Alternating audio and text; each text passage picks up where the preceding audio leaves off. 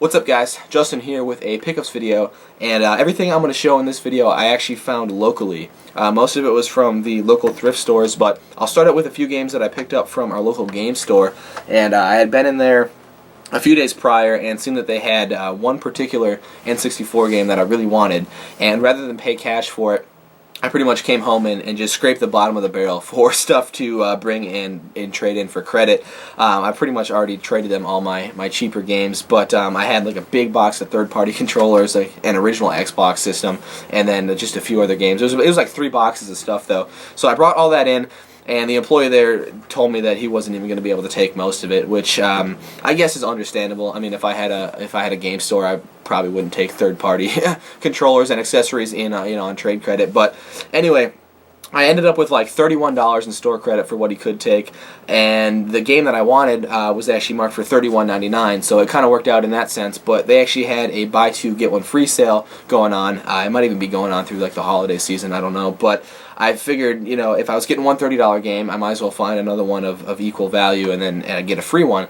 But my choices were pretty limited, and I had a stack of games picked out that I was going to buy, but the guy told me the way that the deal was going to work out. I basically ended up paying for like two $30, $40 games and getting like a $4 game for free, so it really wasn't worth it. But the game that I ended up picking up was Paper Mario for the N64. Again, it was marked for $31.99, which I think is a decent price for it anyway. This is just one that I've never run across anywhere outside of like a game store, for a retail price. But never seen it at the thrift stores, garage sales, on Craigslist, anything like that. So very happy to finally get this one for the collection. I played through some of Paper Mario and the Thousand Year Door on the GameCube, and eventually just kind of lost interest in that one. But I hear this one's a little bit better, and it's on the N64, so I'll probably be playing through this one eventually anyway. So, like I said, I had a few other games that I was looking at as well. I ended up picking up this one, Magical Tetris Challenge, for the N64 as well. This is one I did not have. It was marked for $7.99, and I was debating between this and they had a copy of, I think it was Space Invaders for the N64. That one was marked at $9.99 though, and I figured this is probably the better game of the two. It's a Capcom title. It's probably the harder to find out of the two, so I decided to get this one. And then I also picked up a Wii title, and I think I had seen this there in the past and just didn't know what it was. But I've seen I can't remember who it was. Someone I subscribed to did a review of this game, and like I said, for the life of me, I can't remember who it was. But they did a review of this game, and it looked like a pretty cool game. It's a Hudson title, and that's Lost in Shadow. And this one came complete and in really nice shape.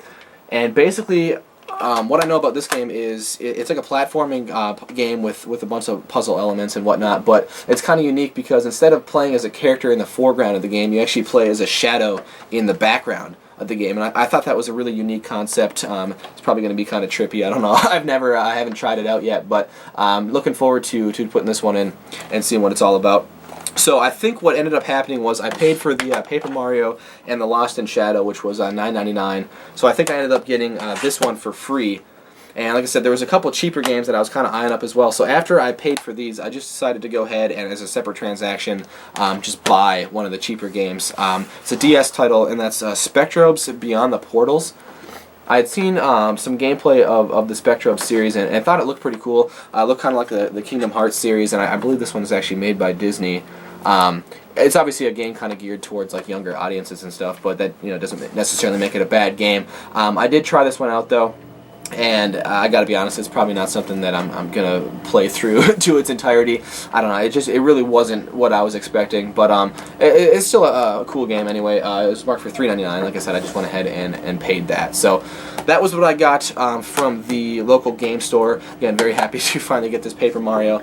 But moving on to some thrift store stuff, I was up at the Goodwill one Sunday before work, and right when I walked in, I noticed they had a few N64 games in their glass case, and there were 3 pretty solid titles. So quickly I ran back to where they normally put out the games in the back of the store to see if they had any more, and sure enough they did, but they were all sports titles. There's like 3 sports titles, so I found it kind of funny that they put the sports titles in the back but put the better titles up in the glass case in the front, so maybe they're finally starting to catch on to the fact that sports titles usually don't sell.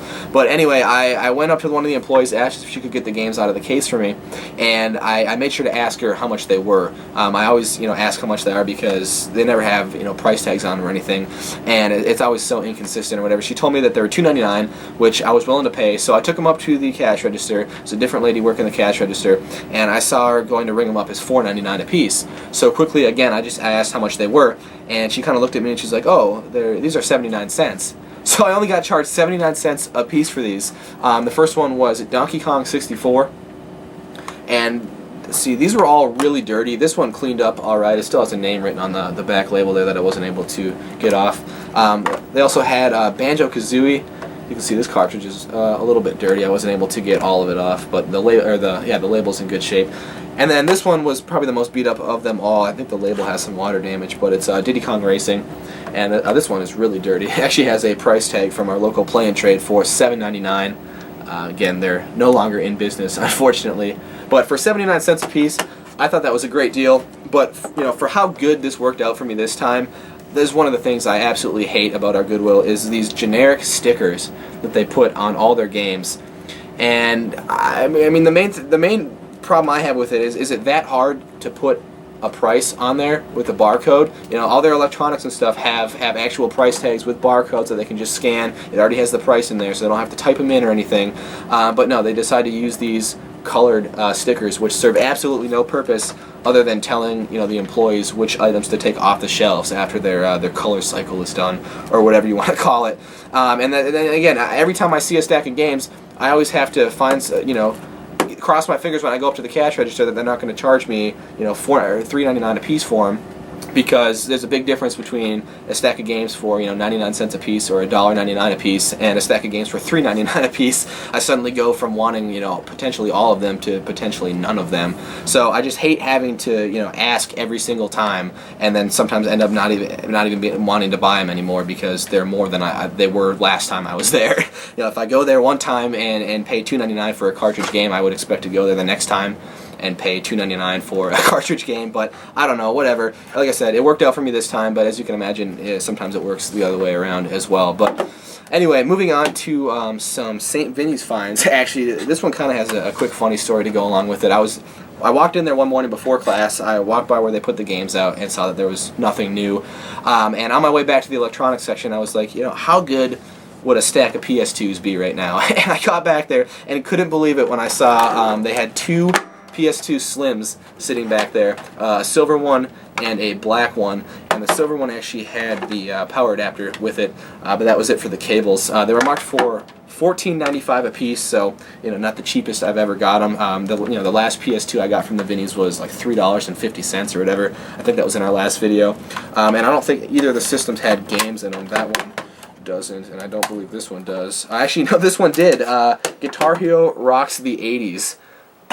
So, decent bonus, I guess. Now this one is kind of scratched up on the top, and then this one has the open button and stuff is a little bit sticky. But I did test them, and they both work, so for 15 bucks a piece, maybe a little cleaning, and they should be good to go. And sticking with the Vinnies finds, these were more recent. I picked these up after I got back from my trip to D.C. It was the first time I'd gotten to the Goodwill since I left, or sorry, the Vinnies. And I walked in, and I really have no excuse for not having any Spyglass footage for these. It was an absolutely beautiful day out, and I just totally forgot to bring them for these next few finds, actually. But I walked into the Vinnies, and I saw a stack of GameCube games sitting there. And as I'm flipping through them, my jaw just dropped because there weren't like any big name titles or anything in here, but they were all titles I didn't have yet, and I think they were all marked at like $1.86 a piece or something like that. So that was cool. The only downside was all but one of them were missing the manuals, which obviously that's still kind of unfortunate. But seeing as I didn't have them all, they're for the most part in decent shape. There's a couple of discs that have some scratches on them or whatever, but for under $2 a piece, I figured what the hell. We got Medal of Honor European Assault. And again, I'm not going to open all these, but that one's got a precaution guide, no manual. We also got The Legend of Spyro: A New Beginning. Crash Bandicoot: The Wrath of Cortex. I didn't even know they made this game for the GameCube, actually. I thought this was more of a PS2 title, but cool to pick that one up. Need for Speed Most Wanted. Another Spyro game. They had Enter the Dragonfly as well. And I believe I have a different Spyro game for the GameCube as well. I think it's Spyro Hero's Tale, maybe. So I don't know if that's all of them now, these two plus that one. I'm not sure. And then the one that was complete, probably the one I was most happy to get, honestly, was Shadow the Hedgehog. And again, this was the only one that was complete. But it's in really nice shape, and for under $2, I figured that was a pretty good deal. So it was like 11 or 12 bucks for that stack of games there. I passed on 2 of them. They had, I think, NFL Street. Again, that one was missing the manual and it was kind of beat up. And then they had a Lord of the Rings game as well that I already had. So I passed on those. But that was cool to pick those up.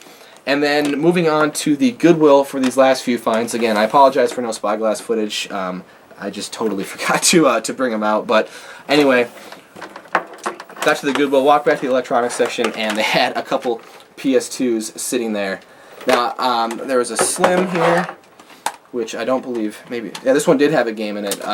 Greatest Hits SSX 3 in there, in good shape. And then the Fat System here, this one didn't have a game in it. This one had the power cord, so I just plugged it in quickly and there was no game in it. But those were both $10 a piece, which I was actually kind of surprised about because I actually had to pass up on the last PS2 I saw at the Goodwill because it was marked for $30. I think it was $29.99, and it might have had like a controller with it or something, and maybe even the cords. It might have been a complete system, but I wasn't going to pay $30 for it at the Goodwill. So I was happy and surprised to see that these were both $10 a piece.